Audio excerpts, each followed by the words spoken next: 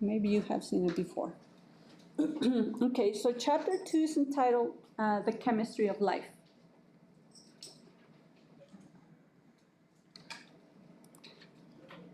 So that's the deepest organization level that we have, chemistry. And in this chapter, we're going to learn the structure of an atom, including its subcomponents. We are also going to see what are the major elements that forms the human body, and we're going to see their location in the periodic table. Also, we're going to differentiate what are elements from atoms and molecules, and we're going to explain what are the isotopes, what is the importance in medical applications, including radioisotopes. Also, we're going to see what are mixtures, compounds, and we're going to compare and contrast what are the different types of chemical bonds that they exist.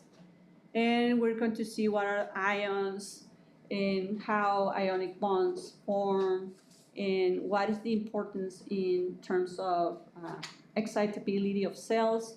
And we're going to see as well what are covalent bonds, how they contribute to the stability of molecules. And we're going to see also how to interpret chemical equations using appropriate chemical notation, explain how energy is involved in chemical reactions, and we're going to see what is an energonic and exergonic chemical reaction, endergonic. And we're going to describe how homeostasis is maintained through different types of chemical reactions, like synthesis, decomposition, exchange reactions.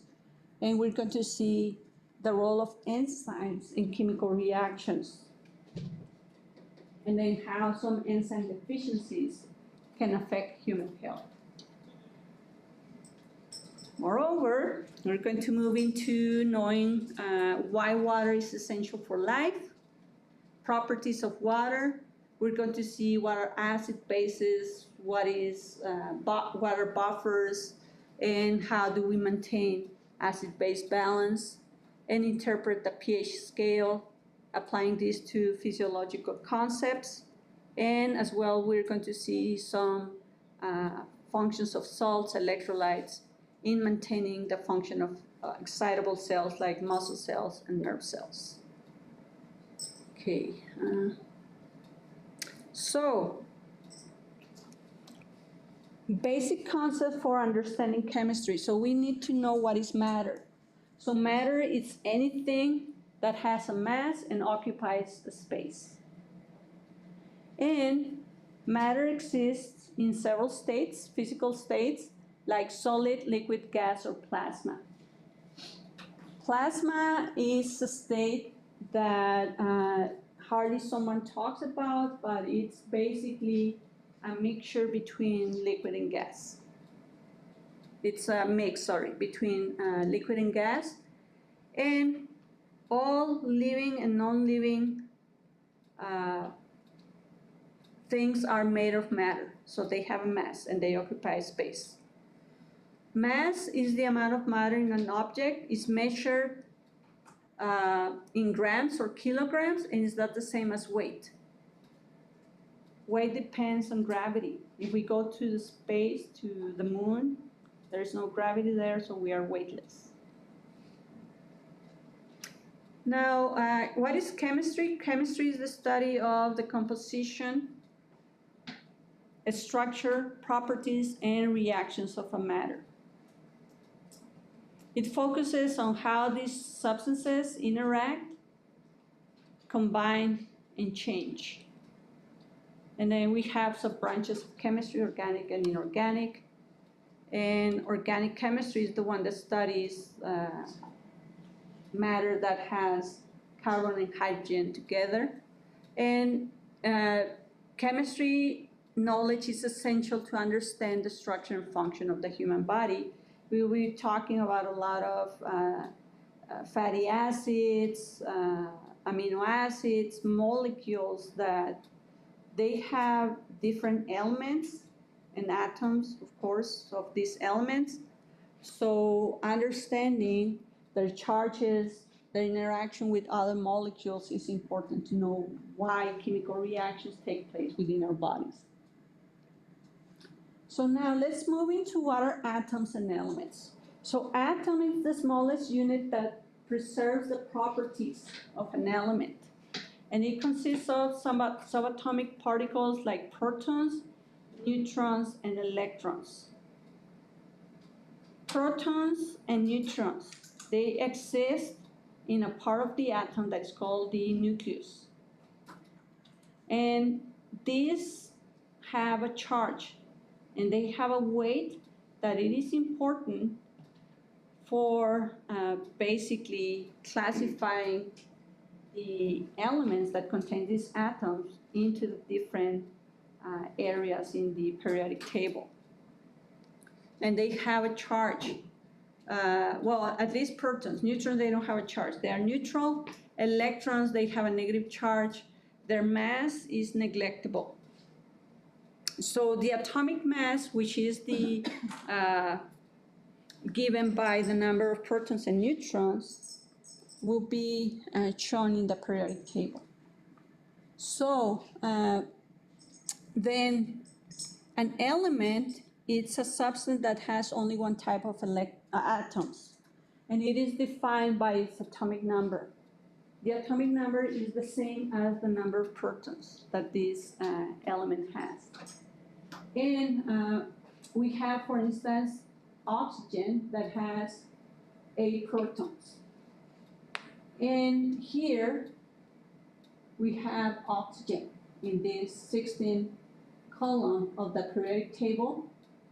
It has the atomic number 8 because it has 8 protons. So now, if you look in here, let's see, gold, 79. That's the atomic number. How many protons does gold will have? 79. Hydrogen.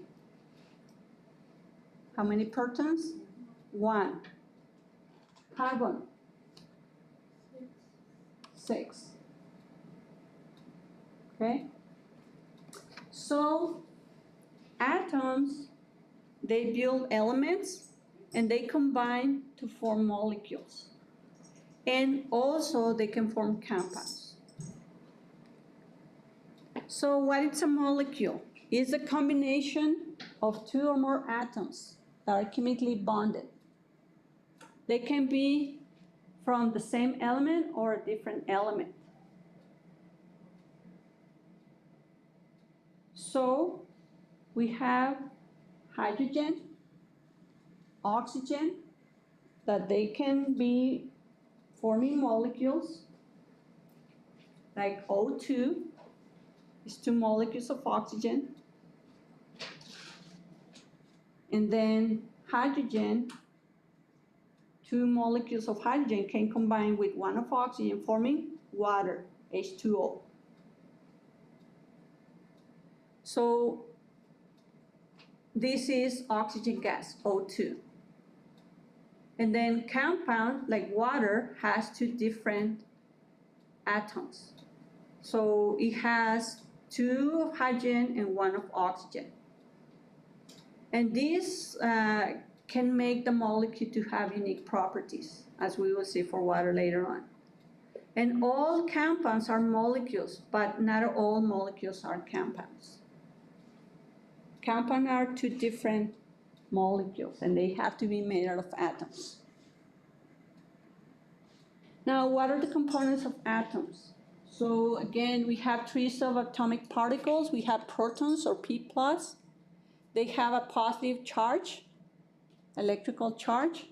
The mass is 1.008 atomic mass units, which is the equivalent to this number of grams, 1.67 times 10 to the minus 24.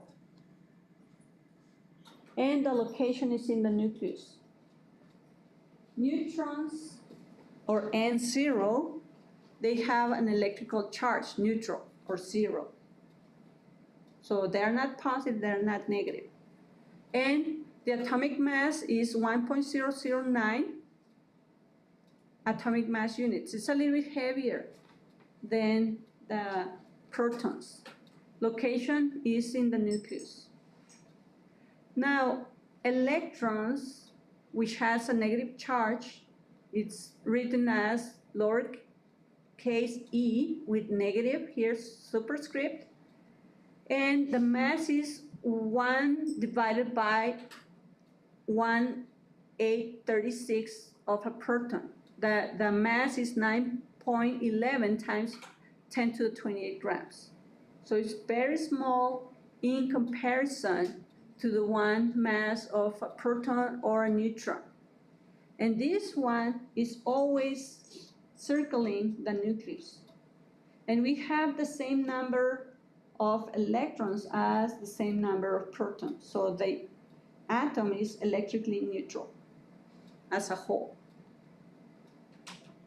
So here is the atom structure. So this is the nucleus where you have the protons, which are seen as a sphere, in this case orange sphere with a plus sign. And then here we have the neutrons, these gray spheres with a 0 sign in there, meaning that they're neutral, they don't have a charge.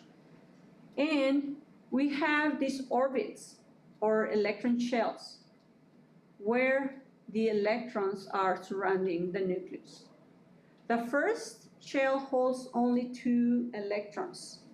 The next one can hold up to 8, and same for the third. And the fourth shell can hold 32, the fifth up to 50. Depending on the number of protons, again will be the number of electrons. So, and then you will be filling these spaces in these shells, electron shells. So in this case, we have a carbon atom. So we have 6 protons and 6 neutrons. So these will be located within the nucleus, and then consequently we have to have 6 electrons. So since we have 2 spaces only for 2 electrons in the first shell, we will have them in here, in this image, and then in the next we'll put the next 4. Then we have something, guys, that is called the octet rule, in which it tells you that most of the elements, or the atoms from the elements, they tend to fill their second electron shell with 8 electrons. So in this case, this carbon can accept 2 molecules from another atom to fill the space here that it has available. And we will see later on how some elements or atoms from some elements, they tend to either give their extra electron or not, depending on the number of these electrons that they have. So how do you organize the elements? So elements are substances made of only one type of atom. So each one will be defined by their atomic number, and this equal again to the number of protons that we have. And they are organized in the periodic table by increasing numbers. So we start here with number 1, and then we move on up to, in this case, 118. And each element has a chemical symbol that starts with one letter that is always found in capitals, and the next one will be in lowercase. So typically we can have 1 or 2 letters, H for hydrogen, O for oxygen, AU for gold, AG for silver, etc. They are 92 naturally occurring elements, and 25 of them are essential for life. So here we have a view of this periodic table, and in here, in each of these boxes, you can see the symbols for these molecules, or these elements, sorry. In this case, this is helium. This is the second element, or number 2. This is the atomic number. So we have 2 protons in helium, and it is found at the end of this column in this periodic table. And then major elements have been, in this case, color-coded orange. So we have hydrogen, carbon, nitrogen, and oxygen, which are major elements, makes 96% of the human body. And then we have mineral elements here with this little green color, makes less than 4% of our body. And then we have this one with this blue line or, well, color parting here, which is trace element, which makes less than 0.05%. So which ones are the mineral elements? So we have sodium, magnesium, potassium, calcium, silicium, phosphorus, sulfur, chloride. And then trace elements, selenium, iodide, chromium, vanadium, etc. I'm not going to name it all of them, but these trace elements, for as small as they are very important, because without them, the enzymes in our body, they don't work, including zinc, etc. So how these elements compose the human body? So from elements to life. So again, the human body is made out of atoms that they combine and they form these molecules and compounds. And these atoms, when they combine to form these molecules, make all of these 4 major macromolecules. Carbohydrates, they provide energy, but also they act as a glue. They can form glycoproteins, glycolipids that attach these cells to other cells or to the space that is surrounding these cells. And they act also as receptors to receive signals from the environment. Proteins, they are the majority of our body. They form muscle cells, skin cells. They form channels. They have different functions in our body. And then lipids, they store energy and form cell membranes. And nucleic acids like DNA and RNA store and transmit genetic information. So here we have examples of elements: carbon, hydrogen, oxygen, nitrogen. They combine to form proteins, water, like 2 hydrogens, 1 oxygen, they form water. Some of them, they form proteins with nitrogen in it. Molecules, they combine to form organelles like mitochondria, nucleus. Organelles, they make the cells, and then the cells form tissues. Tissues form organs, the heart, the lungs, and they form the systems, 11 systems that we know, and then you form the organism with these organ systems. Okay, so we will leave it up to here. Sorry if I stay long.